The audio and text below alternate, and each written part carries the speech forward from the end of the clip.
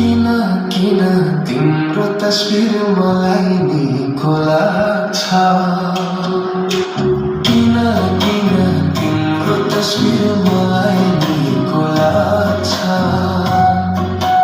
नबोलेर जति हेर्छौ उति हिसी लाग्छ अँध्यारोमा रात बित्यो तारा पछि घुम्छ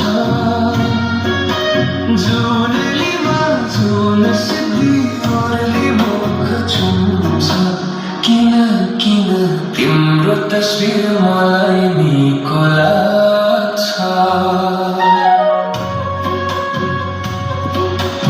एक्लास ठाउँमा त्यो साथी मेरै भन्छ आधा रातमा बिउझे पनि सिर